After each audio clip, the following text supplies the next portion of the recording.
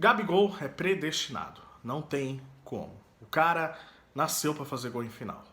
Ele pode estar escanteado, ele pode estar em má fase, ele pode estar às vésperas de sair do Flamengo, como é os rumores, que provavelmente ele não vai ficar, mas o cara cheira a gol, principalmente em final.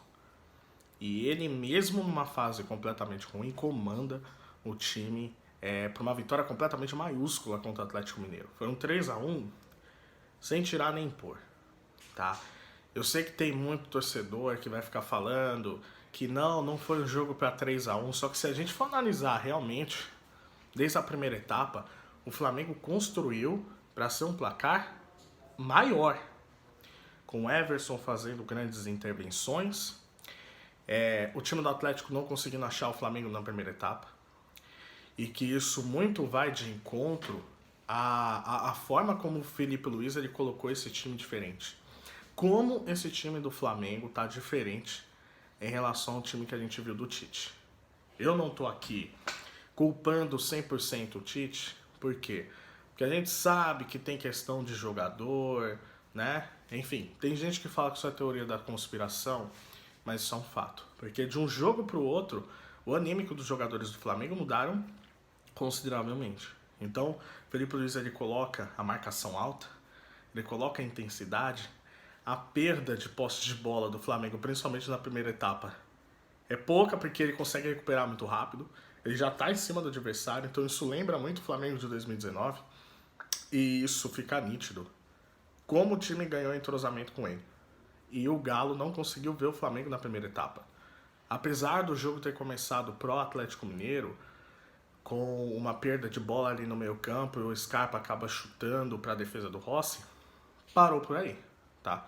O Flamengo ele tomou conta do jogo na primeira etapa e ele criou várias chances, tanto que ele termina a primeira parte do jogo com 2 chances criadas, 8 finalizações contra 4 do Atlético Mineiro, sendo que o Everson fez 2 defesas. Então, cara, isso tá muito no perde e pressiona, isso tá muito em como os passes estão conseguindo se conectar e principalmente em como o Gerson ele tá conseguindo dar ritmo para esse time. O Gerson bem, com uma marcação boa, o time aplicado e intenso, os outros também conseguem subir de nível. Então você tem vários pontos positivos nesse jogo. Você tem o próprio Léo Ortiz, que apesar de ter falhado pro gol do Allan Kardec, a gente já vai falar daqui a pouco no segundo tempo, você tem o Léo Ortiz fazendo uma partida primorosa. Cara, que absurdo que esse zagueiro tá jogando. Se tá colocando ele de zagueiro, se tá colocando de volante, ele tá dando conta. Mas ele na zaga, cara, ele consegue se adiantar, ele consegue dar passe, ele deu passe pro segundo gol do Gabigol, primoroso. Wesley fez uma partida absurda, tá? Tem que dar parabéns pra ele. Wesley fez uma partida absurda. Arrascaeta voltando a marcar, tá? Gabigol, cara. Gabigol conseguindo fazer pivô, conseguindo marcar, conseguindo ter intensidade, conseguindo ganhar do zagueiro na corrida. Ele conseguiu ganhar do zagueiro na corrida, marcando os 2 gols consequentes depois do gol da Arrascaeta. E mesmo tendo ali uma sensação meio estranha ali no meio campo, na saída do campo com o Felipe Luiz, você vê que é uma cobrança que ele aceitou. Você vê que apesar do Felipe Luiz ter chamado ele de moleque, ele foi lá e aceitou. E o Flamengo ele mostrou uma dominância que fica complicado para os outros adversários, porque o Flamengo ele tem um time primoroso, tá? Então o Felipe Luiz ele tá conseguindo se virar sim com a ausência do Pedro, com a ausência de um jogador que o Flamengo ele tinha montado o time para ele. Então mesmo sem o seu centroavante, o Flamengo ele tá voltando a fazer gols. E ele é um time que é acostumado com essas situações, principalmente se tratando de Copa do Brasil. O Flamengo é o maior finalista da Copa do Brasil, tá? Ele tem 10 finais. E se tratando, por exemplo, de você ter um jogador nessas horas que consegue vestir a camisa, que consegue resolver, faz total diferença. O Gabigol ele fez 16 gols em 17 finais pelo Flamengo, é praticamente 1 gol em cada final. Toda final que tem o Flamengo, você pode quase que ter certeza que o Gabigol vai marcar. Só que aí vem esse entreveiro, será que ele vai sair, será que ele não vai? E aí fica a questão da diretoria do Flamengo. Tava tudo pronto para ele sair, porque fisicamente você via que ele não conseguia aguentar. Mas será que agora que o Felipe Luiz está dando chance para ele? Então foi um primeiro tempo primoroso, onde o Atlético Mineiro, que a gente já vai falar daqui a pouco, não conseguiu fazer praticamente nada. Na segunda etapa, o Flamengo ele baixa o ritmo. Apesar dele ter feito o terceiro gol num contra-ataque, uma tomada do Michael que tocou pro Gabigol. Gabigol toca no cantinho ali do Everson. Você vê que o Flamengo ele tá repetindo os erros. Eu não digo erros de marcação, tá?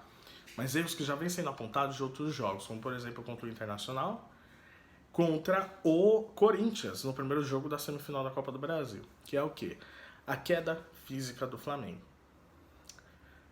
Não sei se é por conta da marcação-pressão, não sei se é por conta da intensidade que o Felipe Luiz está botando, mas os jogadores na segunda etapa eles estão cansando muito rápido. E aí o time perdendo força, ímpeto e fôlego, dá espaço para o adversário crescer. Então o Atlético Mineiro ele conseguiu crescer, para mim, não por conta da mudança tática que o Milito fez, até porque eu não tiraria o Gustavo Scarpa, por exemplo, mas por conta do ímpeto, por conta do empirismo que o time foi colocando em cima do Flamengo. E é claro, você tá tomando 3-0, naturalmente você vai para cima. Então o Atlético Mineiro ele conseguiu crescer muito por conta da falta de marcação que o Flamengo estava colocando por conta da sua queda física. Então você via que todos os jogadores caíram fisicamente, inclusive o Gerson. E aí você perdendo disputa, acabou sobrando, num erro do Léo Ortiz, gol do Allan Kardec. E aí, depois do gol do Allan Kardec, você viu que o Maracanã ele ficou um pouco tenso. Porque a torcida fez uma festa maravilhosa, tá? Mas você via que o torcedor do Flamengo ele ficou um pouco tenso, porque a torcida do Galo começou a gritar mais forte. Tanto que termina no final do jogo, o Galo ele acredita, tá?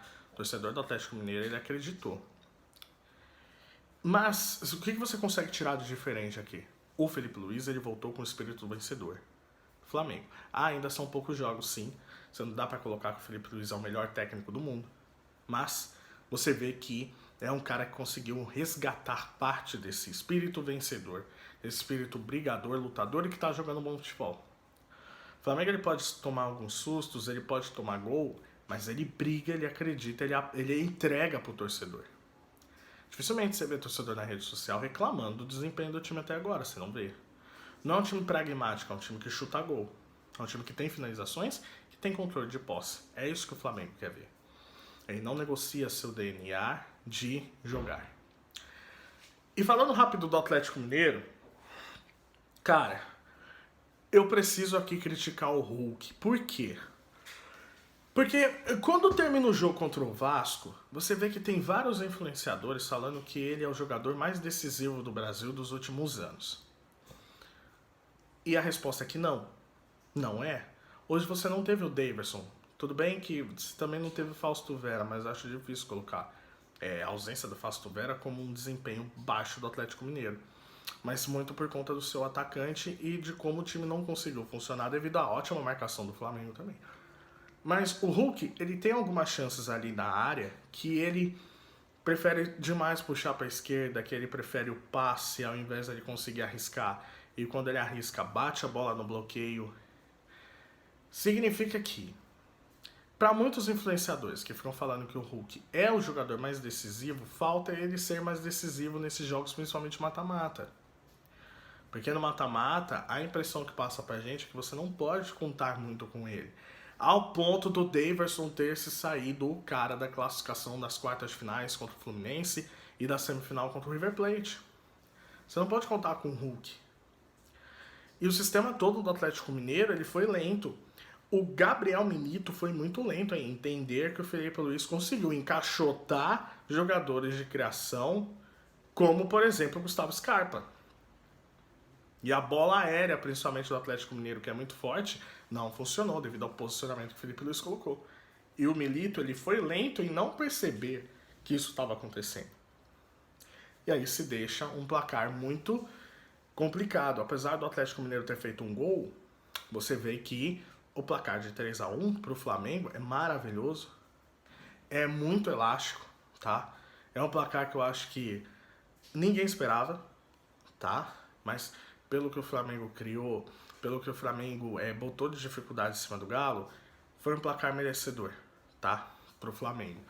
Acho muito difícil o Galo conseguir virar, não vamos duvidar de nada.